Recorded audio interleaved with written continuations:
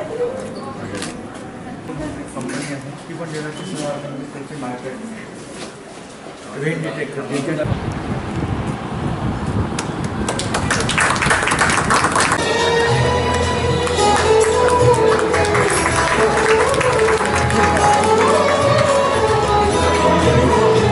वेद ज्यांनी जाणीला की त्यांनी डॉक्टर तरंगतुषार वारे मॅडमचं स्वागत शाल आणि श्रीफळ देऊन डॉक्टर पार्थसारथी शुक्ल यांच्या कन्या म्हणजे शुक्ल या 1953 साली MBBS झाल्या व त्या काळी त्यांनी मोठा नाव लावल्या काठी 400 प्रसूती त्या विनामूल्य करीत आणि असं त्यांनी जवळपास 42 वर्ष केलं। या सेवा उपक्रमात तुमच्या शुभेच्छा पूर्वीपासून होत्याच की जर मनोभावाने केली तर सन्मान चालून येतात याची दृष्टीमुळे व माझे पती डॉक्टर पार्थ आपल्या विदर्भातले सुपुत्र प्रतापरावजी इथे हजर आहेत। शिरपूरच्या बाजूला एक वसारी गाव आहे आणि तिथले आपले मंत्री साहेब ते त्यांचं मूळ गाव आहे असे आपल्या लोकसभेचे त्यांना पालक म्हणाला आणि अपार मेहनतीने व आपल्या वैद्यकीय कौशल्याने अजून नाव लौकिक झाले। आज चौथी पिढी म्हणजे डॉक्टर पार्थसारथी व डॉक्टर दीपाली हे वैद्यकीय क्षेत्रात हा वारसा पुढे नेत आहे। या भव्य तसेच सुसज्ज हॉस्पिटलच्या रूपाने या प्रसंगी आमच्या संपूर्ण कुटुंबातर्फे त्यांना हार्दिक शुभेच्छा देतो। पंतप्रधान माननीय नरेंद्र मोदी साहेबांनी अनेकदा आरोग्य विभागाचा राज्यमंत्री आहे, आयुष या विभागाचा माझ्याकडे स्वतंत्र प्रभार आहे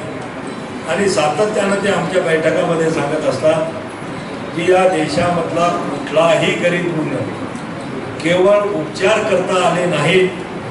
किंवा उपचाराला त्याच्याजवळ पैसा नाही म्हणून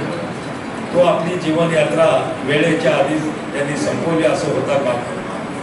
या देशातल्या शेवटच्या माणसाला सुद्धा आपलं संपूर्ण आयुष्य जगण्याचा अधिकार आहे आणि ते जगण्यासाठी त्याला संपूर्ण रुग्णसेवा देण्याचं काम आणि ती जबाबदारी सुद्धा आपल्या सरकारची आणि म्हणून अनेक योजना या मागच्या 10-11 वर्षामध्ये आपल्या या आदरणीय नरेंद्र मोदीजींच्या मार्गदर्शनाखाली आमच्या आरोग्य खात्याने या ठिकाणी आणलेल्या या वर्षभर त्या फॅमिलीला त्या ठिकाणी मोफत दिल्या जातात। आपल्या महाराष्ट्र सरकारनं सुद्धा महात्मा फुले जन आरोग्य योजनेच्या माध्यमातून 5 लाखापर्यंतचे उपचार मोफत देण्याचं काम सुरू केलं। फक्त उपचारच नाही पण उपचार जरी त्यांचे स्वस्तामध्ये झाले किंवा योजनेमध्ये झाले पण औषधी सुद्धा खूप महाग असतात आणि म्हणून स्वस्तात औषधी सर्वांना मिळाली पाहिजे म्हणून जन औषधी केंद्र ज्यामध्ये 80% सूट म्हणजे डिस्काउंट ज्याला आपण म्हणतो त्या जन औषधी केंद्रामधून त्या ठिकाणी दिल्या जातात। त्यासोबत अमृत स्टोअर सुद्धा आता आपण सुरू करतो आहोत की ज्याच्यामध्ये सगळे ब्रँडेड औषधी असतील, सर्जिकल आयटम असतील, हे सुद्धा 50% सुटीपर्यंत डिस्काउंटपर्यंत त्या अमृत स्टोअरमध्ये सुद्धा आता उपलब्ध आपण करून देतो।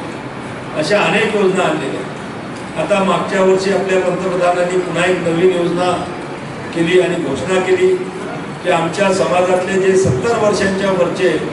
सिनियर सिटीजन आहेत की बहुधा ग्रामीण भागामध्ये आम्ही पाहतो की एखाद्या माणसाला जर आता मोठमोठे आजार सुद्धा सामान्य कुटुंबातल्या लोकांना सुद्धा त्या ठिकाणी ॲडिशनल 5 लाखापर्यंतचे उपचार आता मोफत आपल्या त्या ठिकाणी योजना सुरू अशा अनेक आरोग्याच्या योजना आणलेल्या हॉस्पिटलच्या बाबतीमध्ये आदरणीय आमचे चौधरी साहेब सुद्धा या ठिकाणी म्हटले की खऱ्या अर्थानं आमच्या सरकारी हॉस्पिटलमध्ये कारण की त्या सरकारी हॉस्पिटलमध्ये जाणारा वर्ग हा गरीब वर्ग त्या ठिकाणी आणि म्हणून त्यांना सुद्धा या ठिकाणी अद्ययावत सेवा अतिशय चांगल्या प्रकारे छोटे छोटे दवाखाने त्या ठिकाणी आता PSCच्या ठिकाणी सुद्धा आमच्या बऱ्याचशा तपासण्या होतात। आज आमची CSC म्हणजे ग्रामीण रुग्णालय असेल, उपजिल्हा रुग्णालय असेल, जिल्हा रुग्णालय असेल, आता जिल्हा रुग्णालयामध्ये या वर्षीच्या अधिवेशनात घोषणा केली डे केअर सेंटर कॅन्सर की कॅन्सरच्या रुग्णांना आता जिल्ह्याच्या बाहेर जायचं काम पडणार नाही कारण आपल्या भागामध्ये आपण पाहतो कॅन्सरचे बरेच रुग्ण आता डिटेक्ट होते आणि म्हणून त्यांना बाहेर मोठ्या शहरामध्ये मोठ्या हॉस्पिटलपर्यंत जायची गरज असे अनेक चांगले आज चांगल्या मोठमोठ्या लॅब सुद्धा आमच्या गव्हर्नमेंट हॉस्पिटलमध्ये आणि त्या ठिकाणी आणतो करोडो रुपयाचा निधी केंद्र सरकारच्या माध्यमातून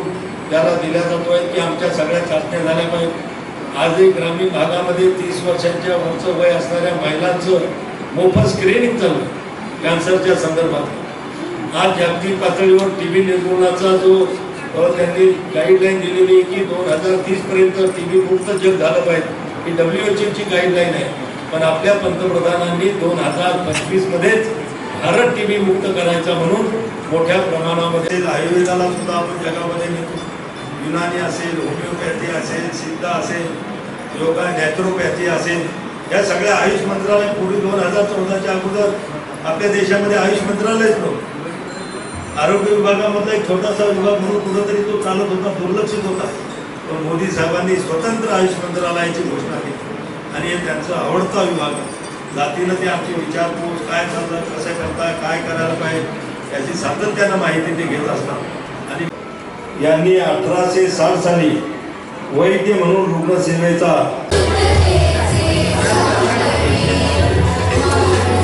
इंटिग्रेटेड करतो। आज एम्स सारख्या ठिकाणी सुद्धा आयुषचे उपचार त्या ठिकाणी होतात आणि